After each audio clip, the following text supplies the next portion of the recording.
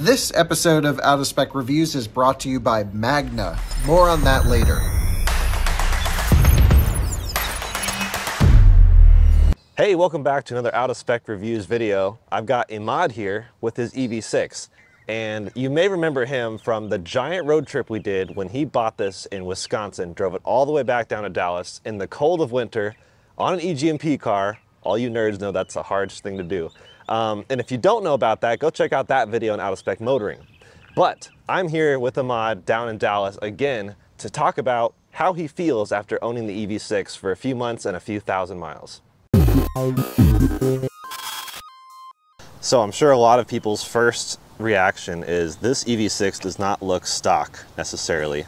What have you done to this thing since I last saw you? So I've had to get creative. Because there's not really much of an aftermarket for this car. No, there's been some good progress in the last week or so, but I had to use some what people would call universal / eBay parts. But I've become accustomed to doing that even with my last car, the Regal Tour X that I had. Not a lot of aftermarket support, so why not get creative? So I've done mostly obviously aesthetic things. I can't tune it or anything like that. Yeah, let's go walk through this. Yeah. So first thing I did, I think the first day I had this car, before we even did the range test, I was already like, okay, mud flaps. So the factory ones, I wasn't a big fan of the factory ones because A, they're small, they're also just kind of stocky and blocky. So these are actually the same ones I used for my last car, and they're basically mud guards. I wouldn't say they're like mud flap. They're more flaps, I guess. I don't know the terminology. Yeah. Mud guards, mud flaps.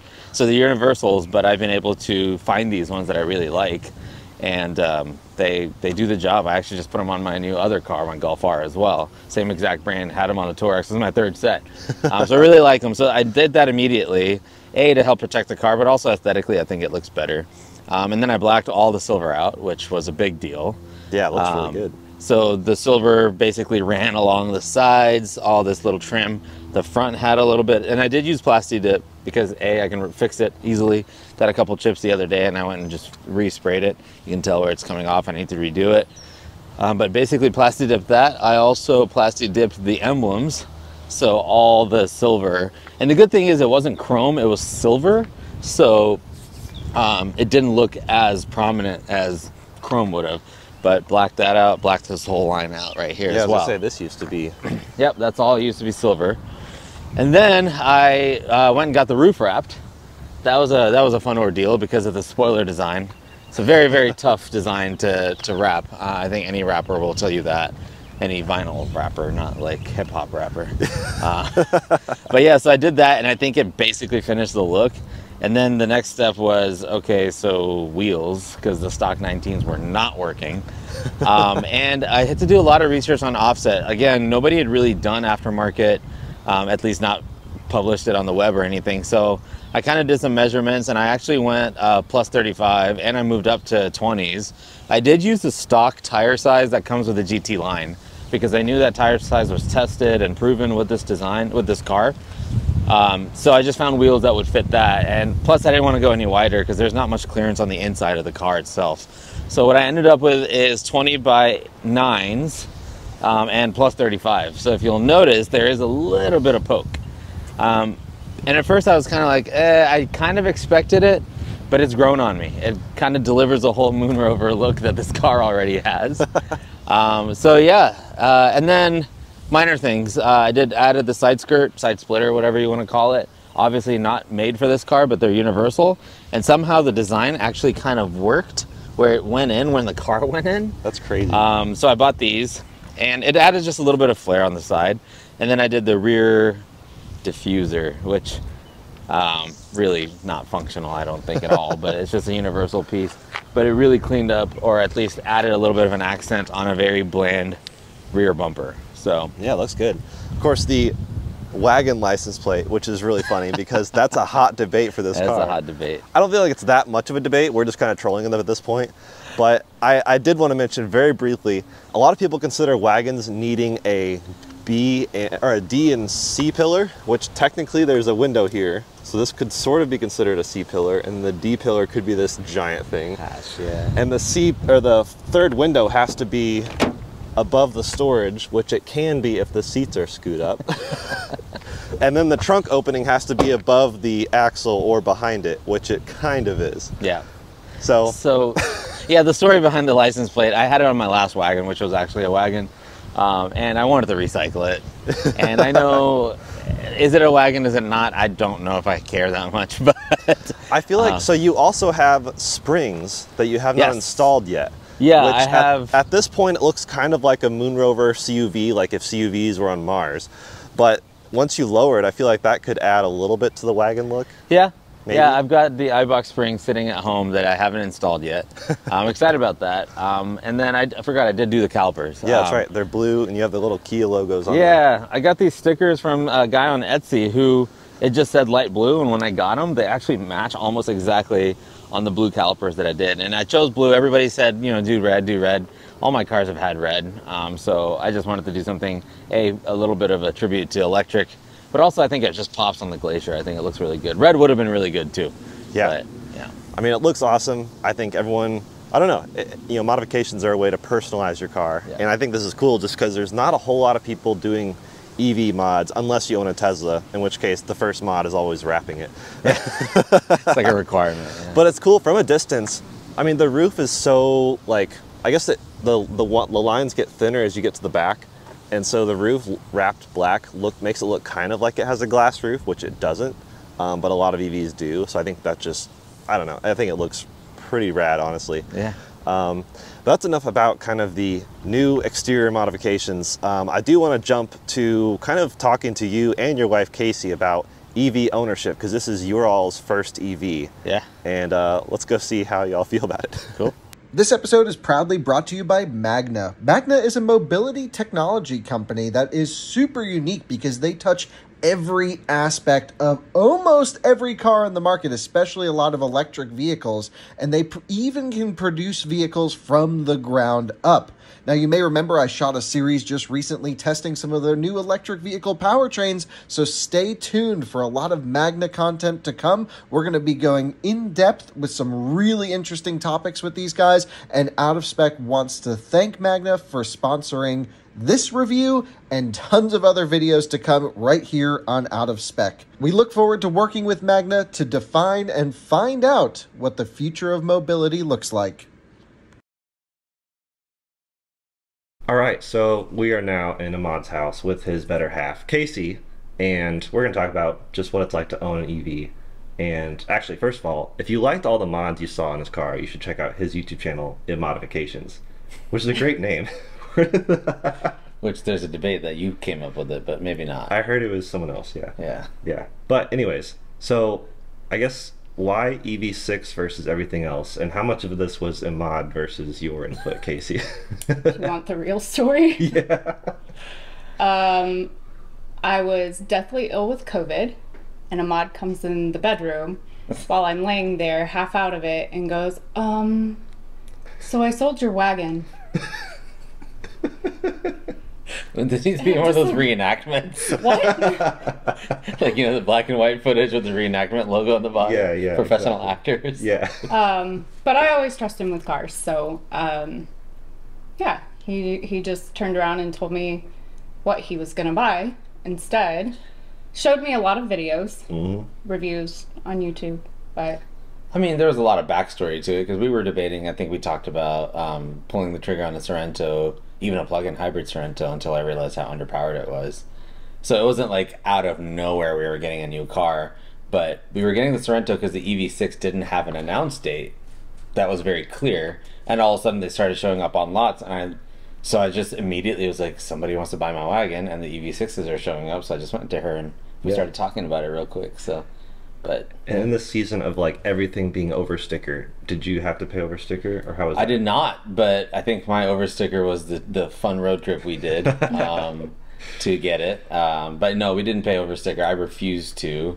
And honestly, they were a little harder to find than the Ioniq 5. The Ioniq 5 was a little bit easier to find, and I did find a couple of those not over sticker. I had a reservation for the EV6 in Nebraska or something, and it was $5K over, and I was somehow willing to pay that, and then I couldn't sleep that night. I was like, I don't feel comfortable paying this because you called a couple different I called places, 12. 'cause I thought there was somewhere in Missouri you called. Missouri, that's where it was. That's where we had the reservation. Yeah. Yeah. And it was a white, Snow White one, and it was the same trim. Yeah. But I just couldn't fathom paying $5K over, and we were already paying a lot more for this car than we've really ever spent on a car. But we talked about the gas offsets and stuff, so. Which really paid off because Yeah. we bought it 3 weeks before gas prices like shot through the Yeah, roof. before Russia decided to screw things up. Yeah. So how do you feel about the EV6 now? In a sea of oncoming electric cars, is there any like, oh, I kind of wish I'd bought that? Granted, you don't keep cars more than like a few months, but slightly over exaggeration, but Yeah. you do swap cars. With all the other things on the market, are you happy with EV6 or do you think you'd go somewhere else next? You want my answer her or hers? Either one. You can go ahead. I wouldn't really swap it out. I've seen a lot of stuff come through, and you know the Teslas, they're always going to be kind of the front runners of this. But to me, I don't have any regrets on buying the EV6. I looked at like the Polestar 2, cool car, still has shortcomings that even the EV6 doesn't. Toyota and Subaru announced stuff that was extremely underwhelming, and I think that there's really nothing else in the market. And every time I look at this thing, even sometimes when she's driving, when I'm not in it, I'm like, man, that car is cool. And so I don't think there's really anything else. Now there might be stuff coming down the line that I'm kind of intrigued by, but right now I'm just kind of like, man, should we get the GT? But I think that cost is different. So. Yeah, the GT is going to be a lot more. There's just nothing in the market that looks like it or charges like it for that price point right now. Yeah. So. Yeah. And how about I you? just like that when we're driving around. I can't tell you how many people pull up next to us and are like, roll your window down. And then are asking all about the car while we're sitting at a red light. Yeah. But really, so my Uber ride a couple nights ago was in a Tesla. And that was really my first time in a Tesla. I don't know. They're kind of like the Toyota in a way. They're like the iPhone. In my I mind. say, right? Yeah. Mr. Android. Mr. Android over I have here. no offense to anybody Yeah. with a Tesla. It gets the job done. Yeah. And they're fast. And you can get a really fast Tesla. But at the end of the day, the personality, like, to me, the EV6 is way more us. I mean, she had the Tour X before this, and she got questions all the time in public. So I think she's just kind of gotten used to having weirdly odd cars, I guess you could say. Yeah. So, and the EV6 fits that bill pretty well. Yeah. So you mentioned gas prices. Has that been the single best part about switching to electric, or how do you both feel? Because this is the first electric car you guys have ever owned, right? Mm-hmm. Yeah. So Well, how's that? I told him we couldn't do it unless, because the payment's obviously larger than what we were paying on the Tour X, but I told him it had to offset because my role for him, because I'm not the person to jump in the way of a hobby, Yeah. but my role is your payment can't go higher. Yeah, they never go higher, ever. Every car I bought is $26,000. Shut up. You know what I mean. Significantly higher. Yeah. It can't impact the rest of our life, like other choices that we need to make and stuff. Yeah. So. Yeah. So this payment went up, but fuel went down, basically. Yeah, I think actually even though our payment is, I would say probably $200 or $300 more a month. I think we were spending more than that in gas, and with these prices, we probably would have been spending even more. We drive a lot, like we have a lot of family to visit and stuff like that locally. Plus, I drive on a nightly basis just because I'm bored and I go and drive a lot. And we're in DFW, so driving across town is 60 miles. Yeah. This isn't like in Fort Collins or something like that. Yeah. So yeah, the gas prices has been a big one. But honestly, to me, and I think you might agree, is the ease of getting into this car. No exhaust noise, no waiting, no like I literally just walk into the garage, turn it on, pull out. Like there's no drama. Yeah. Which to some people that sounds like, oh, but I want the drama. I have the drama. I have 2 other toys that cause all the drama. But for just normal driving, it's so easy to get around town in this car. Everything, the torque is awesome. It's comfortable. You have to be careful with the sound though, because I can't tell you how many times we've gotten out of the car and not put it in park or turned it off. Yeah. Like yesterday when I almost Like ran into the Yeah, and this isn't a normal thing. Like, I just was in a rush, and I thought I put it in park, and I didn't, and it just started rolling forward into one of those like barriers at a gas station. Oh yeah. But it has the sensor, so it would have stopped, but it was still like, but yeah, it's rare. That's one of the, like, I think EV6 and Ioniq 5, like all the EGMP cars are so great, but my only complaint was like, why didn't they do the, I guess, keyless thing like ID4 or Tesla did, where you get in and you get out and the car is off and on. Sometimes that gets annoying though. So we've actually talked about this even with your sister, because she just experienced a Tesla for the first time, and she was like, yeah, you just get in and just drive. And I think my first experience was when you had that Model 3 Performance, I think. Kyle's car that he just yeah. And I was like, I like it, but at the same time, like, I think it's an easier transition what we have, where it does have a button, and it's actually really easy. I think it's just, I wish there was more of an indicator that you're in park. I mean, now that I think about it, it's blatantly right there on the screen. But when you're in a rush, you kind of just like, yeah, everyday life, right? Yeah. it's not like a gear where you put it in, you feel the clunk. This is just like a button you press and it puts it in park. Because it's not even like you had hybrid before this. No, never. Yeah, so you like went full send. Because a lot of people are now into hybrids, which is, you know, when you are stopped, the car shuts off. Yeah. And then my grandparents, when they transitioned to hybrid, they were like, a couple times the same type of thing where it was like off. So they're like, or my grandma, the first time she got to a stoplight, the car shut off. She called my grandpa saying, "What's wrong with this thing?"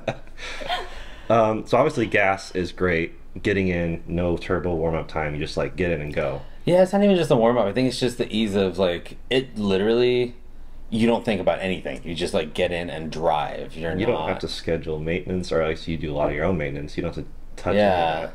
Yeah, I do get coupons from Kia that say my first oil change is coming up. And it's a $69 coupon for synthetic. And it still says Kia EV6 on it. So wow, yeah, that's funny. Their marketing team just has a copy and paste kind of thing going on. So. So what's been the hardest thing, I guess, transitioning to electric? I don't know. I don't feel like I've had any issues. I think the initial cost to me, and she didn't really deal with a lot of that part of it, because I was just like, okay, I got to get this charger installed and all that. It was tough. It was like $1,000 or so, and this isn't the case for everybody, so I don't want to blanket this. Yeah. But it was, you know, $1,000 or so to run electric into our garage, 240, and then the charger itself. I got the Pulsar wall box. Is that what it's called? Yeah. Yeah. And I like it a lot, but you know, the initial cost of getting all that, I kind of was like, this is like 25 tanks of gas. That's how I broke it down in my head, and I was like, is this worth it? But in the long run, it's an investment in the long run. Like, we're probably always now going to have an EV car at this point. So. 100%. Yeah. And even if you sell the house, that's one more thing too. Yeah, but I can just take it off the wall and take it with me. But the wall is plugged in. The wall charger is in there. Or you could sell it as part of the... Well, the plug will always be there. People can just go buy their own charger. So. Is it a 50 amp circuit? Do you know? 40, because my house doesn't allow 50. So. Gotcha. Yeah. So yeah, why did you go with the wall box? Because there's so many EVSEs out there now. Honestly, I just wanted one that was smart, and I can tell you right now, I've literally never logged into the Wallbox app. The Kia app does what I need it to. There's people that are sticklers. They're like, they schedule timing and stuff like that, and I just don't. We just plug it in when it gets to like, what, 50, 60%? And then charge it to 80 or 90, depending on what I have it set at. But I only chose Wallbox because they had a discount going, like $100 off, and it was cheaper than the ChargePoint one. But it wasn't, there was like Juicebox and some other, I don't know what they're called now. There's a bunch of them. I did a bunch of research. But it was on sale, and the app did everything I needed it to. Yeah. And honestly, their customer service is great. They sent me one. It didn't work properly for many reasons. They sent me another one, and now I have two. Nice. Yeah. Yeah, so how much do you charge around? Do you ever charge around town? Like, do you ever go places thinking, oh, do they have a charge point nearby? We were going to at the Cinemark, but the Teslas took up all the spots. Yeah. So. Honestly, like, we never choose spots based on charging. Yeah. If it's there, I'll sometimes like we'll pull up to, and honestly, I do it selfishly because I'm like, oh, that spot's in the front. Yep. There's a really nice grocery store down the street that has an EV spot, and it's like right in the front, even in front of the handicap spots. So I'm kind of like, oh, I wonder if we could just get some charge while we're at it. So yeah, but we don't like sod it out ever. Yeah, because our cars usually charge pretty sense. well. So yeah, because you know with road trips, like when on our road trip down here, it was a lot more planning. I feel like you were a little bit stressed then, but Well, I mean, it was, yeah. And the more you talk about that road trip, and we were just talking about that's 3.5 months ago. It feels like it was years ago, because just my comfort level with EVs, and I'm assuming yours too. I mean, I love it. yeah, It's so different than I think about that road trip where I'd literally never experienced an EV. Yeah. And honestly, once we had the charger in the house, I think that's when everything changed for us. We were just like, yeah, this is the best decision we've ever made. So yeah. I mean, some people are like, oh, like you can't charge as fast, you could get gas, but I'm sure you don't miss going to gas stations with that car. I hated it. I miss Yeah. getting taquitos. We're the type of people that wait till our our cars are running on fumes. Yeah, And we have a gas station literally at the intersection right out here. yeah, And even just going there was, we don't like to do that. It's annoying when you're about to leave the house and you're like, oh, we gotta get gas before, and we're like trying to get somewhere. yeah. Versus this, I mean, you guys work in the mobile phone industry, so you're used to the concept of just charge it overnight if you need to. Like, Yeah. your phone, it's just like your phone. It's another piece of technology. I think the biggest thing I've learned overall is especially when you talk to people about EVs, there's a lot of stress points, all the same stress points I had. Once you have it, and once you're in the habit of things, it's like second nature. Like, I don't even think twice about it anymore. Yeah. Now, road trips, yes, we probably would think twice about it, but Well, and that's the one thing we haven't really done yet in our car. Are you planning a road trip together somewhere? No. no, I mean, I went to Oklahoma We City. take separate vacations. Okay, Jordan? No, I went to Oklahoma City. It was a 3-hour drive. We charged once, and it was an okay experience. Electrify America was there on the halfway point. We've talked about going to Austin or even like Waco and stuff to visit people, and there's a charger right outside of Austin. It's an Electrify America charger, and we have our credits still. Yeah. So, short drives is fine, and I think we'd be fine. We just have to plan it. That's all it is. You just have to plan it. You're not going to go to extremely rural areas. Yeah. And if you are, bring your 110 charger and plug it up to the hotel overnight or something. I don't know. Yeah. But yeah, we don't think about it anymore. Yeah. So I guess, does it still not do en route charge planning or anything? No, not well. Like, so honestly, I've never used it. The factory navigation has something that shows chargers near you, but I've never used it enough to be able to tell you if it'll recommend it. But I don't think it plans it. You have to use like a better route planner or something like that to do it. Do properly. regular people still use built-in navigation? Well, so a lot of the new EVs have built-in navigation, like Teslas especially. They've always had it, which will, like, you put in your final destination and it will say, oh, you have to stop here, charge this much, stop here, charge this much. It's super handy. It preconditions the battery, does all that. Versus a lot of people's complaints with the EV6 and R5 are that they don't do that yet. Yeah. Oh, okay. But it should be coming. I assume it will come. Like I said, I've said this a million times, this is Kia's first full-blown EV. I mean, the Niro's been around, but this is like a new platform. Yeah. And I think they're learning a lot, it seems like, from it. I'm hoping they are. And they can add that with updates. Yeah. But I do want to ask, how's the updates been? This kind of ties. you talked to Yeah. I whined to her about it. I'm like, you can't even do it over the air. The car is fully capable of doing over-the-air updates from what I've seen. They've even sent me a flyer that says, congratulations, your car is available for over-the-air updates. Yet none of the updates have been over the air. So you have to go to Kia. you don't have to go to the Kia dealership, but you can download it onto a USB drive, which I did, and it worked fine. It just took forever. It was like a 3.8 gig file, and then you have to like put it into the car, and it worked. But more than the fact that they haven't enabled any OTA updates, it's the fact that the update strategy seems to be all over the place. And I think everybody with the EV6 Ioniq 5 will agree, is they released an update to fix something with the amp, because the audio is one of the biggest polarizing factors of this car. And then some people did it, some people didn't do it. I downloaded it and did it, and then they pulled it, so not everybody got it. And then they released this new shift-by-wire recall software update, and nobody can tell what it actually does, but then people are saying it changed their sound. So nobody really understands what's going on with these updates, and I think that's a big miss, because it causes a lot of consumer confusion. And I'm more of a prosumer, so I'm kind of like, whatever, it works. But I could see why people would be like, Teslas would never do this. I mean, there's a threshold that Tesla's set, and Kia needs to get to that threshold if they want to be competitive. So Well, and I just think about all the people that are on your car forum, the older folks they're I don't know what else to call them. Yeah. But they're new to it. They're always relearning technology, I would almost say. But if I look at them, they'd probably that would be a deterrent for them to lean into these types of things. That's why people buy iPhones, because it just does everything properly when it needs to. Yeah. Yeah. I always compare, and I don't know if you can put this in the video, but I always compare iPhones to Tesla. Yep. And then Kia and Hyundai and all those to the Androids of the EV world. Which is funny because Zach, who helps with our channel, has an Ioniq 5 and an Android. Yeah, and I have an Android and an EV6. I guess I need to go buy a Tesla. But your iPhone, yeah. That's funny. Yeah. So, I mean, has the updates brought any noticeable improvements thus far? No, I could have sworn that when I got that amp update, I could have sworn that the bass stepped it up a little bit. But what I've found in the last probably month is it's mostly due to how the phone is playing. Like I downloaded this, and we'll probably talk about this. I downloaded this app called Power Amp that somebody recommended, and ever since I installed that, the sound is phenomenal. Really? So I think it's just the software in the car that's not optimized for it, so you just have to mess with settings on your phone to get the sound to be phenomenal. Because I think the hardware is awesome. Once we got the bass working, I was like, man, this is good.